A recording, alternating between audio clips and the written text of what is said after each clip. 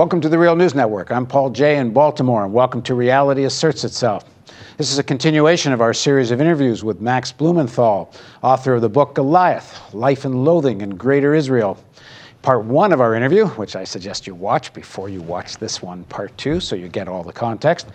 We left off with a critique of right-wing Israeli overtly racist politics, and at its core is the policy of expulsion, taking away citizenship from Arab Israelis and pushing them into occupied territories.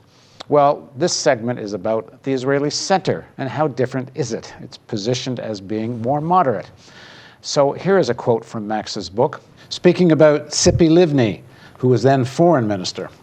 During the so-called Annapolis track of peace process negotiations that lasted from 2000 to late 2008, Livni attempted to transform the negotiations into a forum for salvaging the Jewish demographic majority through transfer. Livni demanded that the Palestinian Authority allowed Israel to transfer a series of impoverished Arab towns in northern Israel located near the Green Line and all their non-Jewish residents into its hands. He continues further down. In a 2008 meeting with then Secretary of State Condoleezza Rice, Livni emphasized Israel's rejection of Palestinian refugees' right to return to their confiscated land and property inside Israel on the grounds that the refugees threatened Israel's Jewish character. Rice, an African American raised in the Jim Crow American South by a pro-civil rights Baptist preacher, shuddered at the implications of Livni's statement. Quote, "I must admit that though I understood the argument intellectually," Rice reflected, "it struck me as a harsh defense of the ethnic purity of the Israeli state when Tzipi said it. It was one of those conversations that shocked my sensibilities as an American. After all, the very concept of American rejects ethnic or religious definitions of citizenship. Moreover, there were Arab citizens of Israel. Where did they fit in?" Now joining us in the studio to discuss his book and the center of Israeli politics is Max Blumenthal. Max is an award-winning journalist, best-selling author whose articles and video documentaries have appeared in many publications, including the New York Times. His most recent book, as I said, is Goliath, Life and Loathing in Greater Israel. Thanks for joining us again. Good to be with you. So talk a bit about, first of all, it's kind of alarming or amazing that someone could actually alarm Condoleezza Rice, given what she was up to in the Bush administration. But talk about the so-called Israeli center. And Rice eventually came around to supporting this position that Livni was offering. But yeah, you mentioned Tzipi Livni, and she's currently in Netanyahu's cabinet as the leader of the Hatnua party, which is supposedly a centrist party. And she's promoted to the American public as the peacemaker. You'll see her on stage with John Kerry on one side and Saeb Erekat, the Palestinian Authority negotiator, on the other side. And she's portrayed as she's there to cover Netanyahu, basically. But we have to see her as a product of the same political environment and mentality as Netanyahu. She comes from the Likud party. She was an aide to Ariel Sharon, and she really at heart is kind of a Likudnik, but she uses much more enlightened rhetoric, except during Operation Cast Lead, when she said that our troops behaved like hooligans, which I demanded of them, which is sort of a remarkable statement. She's never been asked about in interviews here. But in this case, she's advancing a plan during the Annapolis track of negotiations between Israel and the Palestinian Authority back in 2007, where she is advancing Plan Lieberman through negotiated means, where they will redraw the borders around about 25,000 Palestinian citizens of Israel and strip them of their citizenship to enhance the ethnic purity of the state of Israel, as Condoleezza Rice said. And so after that meeting was exposed, this happened behind closed doors, when the Palestine papers were leaked, when the minutes of these conversations were leaked by a disgruntled Palestinian negotiator, Ziad Klot, who I interviewed, leaked them, Avigdor Lieberman and Yisrael Beitenu were just overcome with joy. And in the Knesset they celebrated. They said, Tzipi Livni has embraced Plan Lieberman. And so they invited her to a Yisrael Beitenu faction meeting, and she was extremely embarrassed by this because it damaged her image. Of course, in Israel, it didn't damage her image because she can barely get elected a dog catcher. But in the West, it threatened to damage her image. Of course, it wasn't reported in our press here. But now you start to see where the supposed center and the far right really line up. And it's not just the center, it's everyone all the way to Meretz, to the extreme end of the Zionist left. They reject the idea of Israel as a state of all its citizens, and they're all engaged in this mock debate, which really is over the size of the cage Palestinians will live in, jumbo size or small, because they all agree that Israel has to engineer a Jewish demographic majority against the will of the indigenous Palestinian population. The question is how to do it. So you have bills that were introduced well before Netanyahu came into power, like the Citizenship and Entry Law, which was passed. It's the only law like it in any Western putative democracy. And this bans Palestinian residents of the West Bank from marrying Palestinian citizens of Israel. Meanwhile, I mean, if I move to a settlement in Hebron and I meet a woman from Tel Aviv that I want to marry, of course I can do that because I'm Jewish. So it's clear apartheid designed to manipulate the demographics. And the Supreme Court, when this bill was, and this was supported by centrist parties, it was supported by members of the Labor Party, including Ehud Barak, when it was appealed before the Supreme Court of Israel, the court usually approves these decisions based on security. That's how they kind of dismiss it, even if it's a racist bill. They'll say, well, we need to do this for security. But in this case, their opinion actually acknowledged the demographic needs of the state. And this was the court under the control of Dorit Benish, who is considered a liberal in Israeli society. Another bill that was introduced in the last Knesset by Benjamin Netanyahu was an amendment to Israel's citizenship law, which imposed loyalty oaths for new applicants to become citizens of Israel, which demanded that they swear loyalty to the Jewish and democratic state. This was first introduced by Meir Kahane, the rabidly racist rabbi who was eventually banned from the Knesset for racist incitement. And now it's been embraced not just by Netanyahu, but by Ehud Barak, who was then the leader of the Labor Party, who voted for it and supported it. And so Haaretz actually published an article, I think by Chaim Levinson, declaring that Barak has come around to Meir Kahane's position. This is really where the center-left and the center of Israeli politics are today. Talk a little bit more of some of these loyalty laws.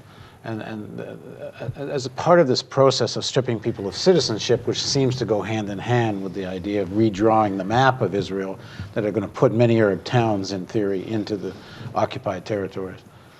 Well, there is the most remarkable of these laws was the Nakba law, which, the Nakba is a reference to the Palestinian catastrophe, the ethnic cleansing of 750,000 Palestinians from what became the State of Israel in 1948. It's a continuous process, and there are Palestinian citizens of Israel who go out during what is known as Israeli Independence Day, May 15th, 1948, which also happens to be the date of that marks their catastrophe, and they'll observe the tragedy of this moment for them.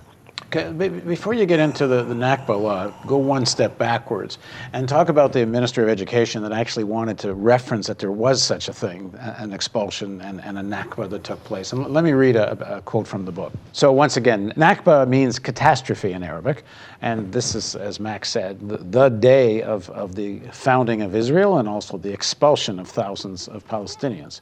And here's a quote from the book about what happened when someone tried to reference these events in Israeli textbooks. In 2007, the battle over the teaching of the Nakba came to a head when Israel's education minister, a relatively liberal member of the Labor Party named Yuli Tamir, attempted to introduce a mild reform to the Arab curriculum. Quote, "The Arab public deserves to be allowed to express its feelings," she explained.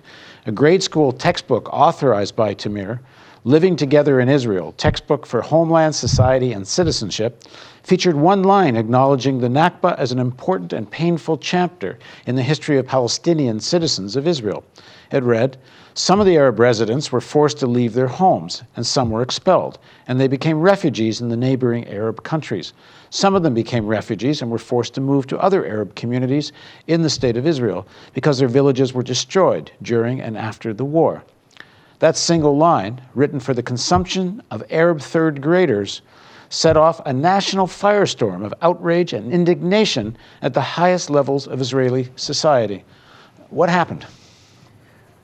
What happened was that Limor Livnat, who was a leading member of the Likud party, warned that teaching the Nakba promoted disloyalty to the state and was a recipe for the destruction of the state, really highlighting the insecurity of Israel and the state of Israel and many of its leaders over 60 years after carrying out the Nakba, how insecure they were about merely teaching it, that she demanded that the book be removed from shelves and that its publication be suppressed. And she was joined by many other right-wing The Prime figures. Minister, Benjamin Netanyahu, weighs in on this as leader of the opposition. Yeah, Netanyahu warned that this was a calamity for the Jewish people, that this one line was in this textbook. We have to remember that most Palestinian citizens of Israel go to separate Arab schools where they're instructed in Hebrew and Arabic, and they're banned from teaching the Nakba. The teachers cannot teach the Nakba. The teachers are vetted by the Shin Bet to prevent them from teaching the concepts that Israeli intelligence. There's just the Israel's General Security Service, kind of their version of the FBI, but possibly even more aggressive. And so these schools are really closely monitored for the kind of material they teach. And so this one line set off a firestorm with Netanyahu condemning it. And 2 years later, Netanyahu came into the prime minister's office. And under his education minister, Gideon Sa'ar, who's a young right-wing ideologue, who's now the interior minister, they began seizing these books from bookstores, essentially banning this book. They actually go out to bookstores and collect them and take them off the shelves. They sent actual government staffers out to collect these books and take them away to, I don't know where they put them, whether, I don't know, did they burn them? What happened to these books? But in a symbolic sense, this was a state-organized book burning because of one line which referred to this episode. And I think it's important to mention that polls of Israelis show that large numbers of Israelis acknowledge that the Nakba happened, that there was massive ethnic cleansing. Benny Morris, who's not a very left-wing figure, who actually said during the Second Intifada that the Palestinians are like animals and they have to be put in a cage, has demonstrated through his historical accounts that there was a deliberate project. I mean, he thinks that it was sort of piece by piece and it wasn't very organized, but there was a project to expel hundreds of thousands of Palestinians, and that those who attempted to return were not fedayeen or fighters, they were just trying to reunite with their family and their land. So this has been pretty well established in Israeli society, and I think it's really revealing to see that as late as 2009 or today, with these kind of efforts continuing, that they're still attempting to prevent this information and this history from reaching the Israeli public, including the Palestinian citizens of Israel. Yeah, you'd think particularly the Palestinian citizens of Israel.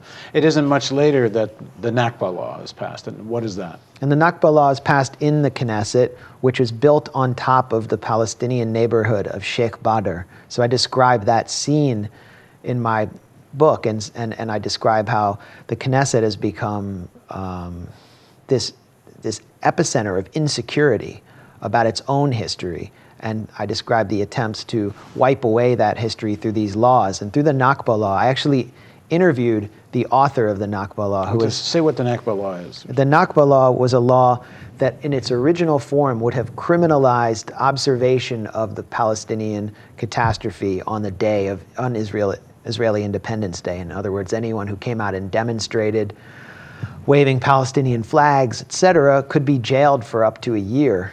The bill was watered down and passed, and in its current form, it allows the government to fine or strip NGOs of finances which participate in these mourning ceremonies. So it's clearly an attack on the speech of Palestinian citizens of Israel and on Jewish Israeli citizens who choose to join them. I interviewed the author of the law, Alex Miller. He's no longer in the Knesset. He was the youngest member to serve in the Knesset, and he was the head of Yisrael Beiteinu's youth faction. He's 28 years old. He's an immigrant from Moscow. His Hebrew was not as good as the Hebrew of Palestinian members of Knesset like Hanin Zouabi and Ahmed Tibi, whose families have been in Israel and historic Palestine since before the state was founded. He knows very little about Palestinians or their history. He seemed to know very little about democracy because he justified this bill on the basis of a non-existent American law that forbade flag burning. And I told him this has actually been shot down in the United States, and many Americans have expressed disloyalty, like Frederick Douglass on July 4th, and he was unable to kind of respond to this. So this was one of many uncomfortable encounters that you read in my book. But I think that's another thing. It's very revealing that the author of this law was a 28-year-old immigrant from Moscow seeking to strip indigenous people of their rights.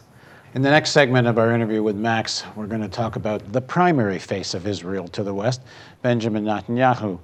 But he also has in his past, certainly not now publicly, but in his past, also promoted the idea of expulsion. So please join us on the next segment of our interview with Max Blumenthal on Reality Asserts Itself on the Real News Network.